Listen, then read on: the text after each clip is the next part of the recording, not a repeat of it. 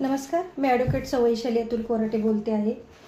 मी आपल्याला आज जमीन शेतीवरून नॉन ॲग्रिकल्चर NA कशी करायची याबद्दल थोडक्यात कायदेशीर माहिती सांगणार आहे. आपण पूर्ण व्हिडिओ नीट बघा. काय होतं, खूप लोक जमीन घेतात आणि ती शेतजमीन असते आणि तिला नॉन ॲग्रिकल्चर म्हणजे NA शेती कशी करायची याबद्दल माहिती नसते. बरीच लोक काही चुकीचा सल्ला देतात, काही चांगलाही देतात आणि मग त्यांचा गोंधळ होतो.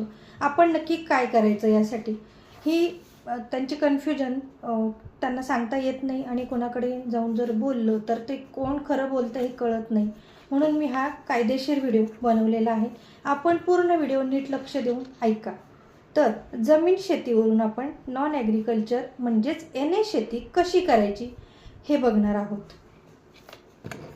खूप लोक काय करतात, शेत जमीन घेतात आणि नंतर घर, दुकान आणि बिल्डिंग बांधायचा विचार करतात.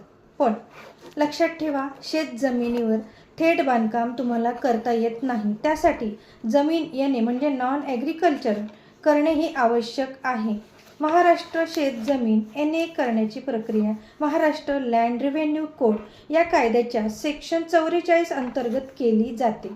NA करण्यासाठी अर्ज तहसीलदार किंवा जिल्हाधिकारी कार्यालयात तुम्हाला करावा लागतो. आता अनेक ठिकाणी ऑनलाईन प्रक्रिया देखील उपलब्ध आहे. महाभूमी पोर्टलवरून कोणती कागदपत्रे लागतात ते पाहूयात. 7/12 उतारा, तसेच 8A उतारा, फेरफार नोंद, जमीन नकाशा, लेआउट प्लॅन. जर प्लॉटिंग असेल तर ग्रामपंचायत किंवा नगरपालिकेची परवानगी लागते.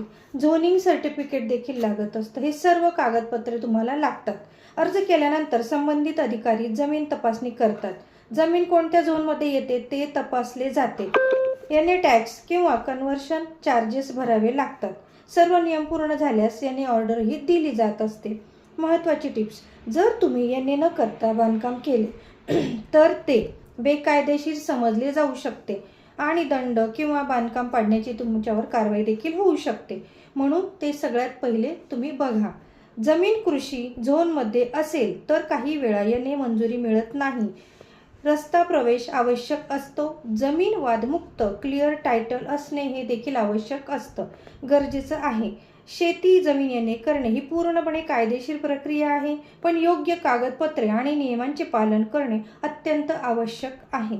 कोणतीही जमीन खरेदी करण्यापूर्वी किंवा NA अर्ज करण्यापूर्वी कायदेशीर सल्ला तुम्ही नक्की घ्या आणि वकिलांचा देखील सल्ला नक्की घ्या आणि मगच तुम्ही जमीन खरेदी करा.